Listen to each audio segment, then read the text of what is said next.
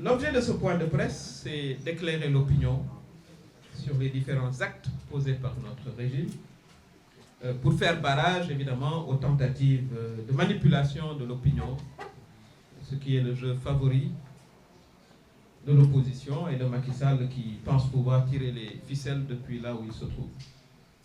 Tout d'abord, je félicite le président Bassirou Diomaye Faye pour avoir fait œuvre de salubrité publique en nous débarrassant de cette Assemblée nationale qui aura posé tellement d'actes de déshonneur entre les débats de caniveau, elle a souvent porté par les femmes, alors que les femmes sénégalaises se battent pour briller dans toutes les sphères de la société. Pour moi, il n'a jamais été envisageable pour le Premier ministre Ousmane Sonko de se présenter devant cette Assemblée nationale illégitime, qui avait voté le report des élections après que sa majorité de Benno Bokk Yakaar ait théorisé d'abord le 3e mandat.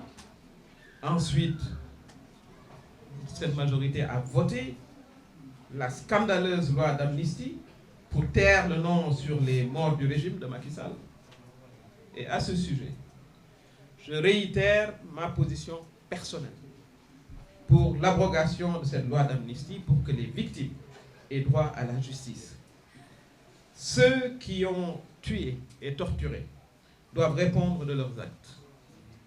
Tous, de haut en bas, comme le stipule le principe de responsabilité du droit pénal international. Il faut rappeler que c'est cette défunte Assemblée nationale qui a refusé le débat d'orientation budgétaire pour des raisons purement politiciennes. Le budget national, il faut le rappeler, c'est le moyen par excellence de l'État pour régler les problèmes des Sénégalais, c'est-à-dire l'économie, les questions économiques, l'éducation, la santé, les femmes, la jeunesse. C'est dire que cette Assemblée nationale avait très peu de considération pour la vie au quotidien des Sénégalais.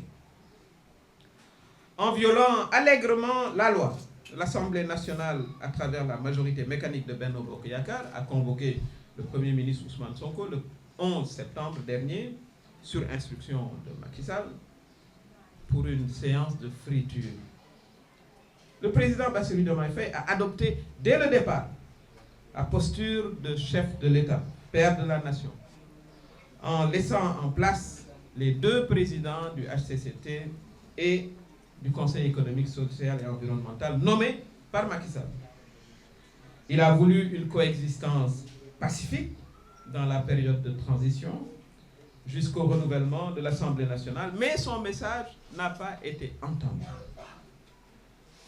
Le président Bassirou Diomaye Faye, pour ce que j'en sais, reste respectueux de tous, mais exerce son autorité quand la civilité qu'il offre n'est pas comprise.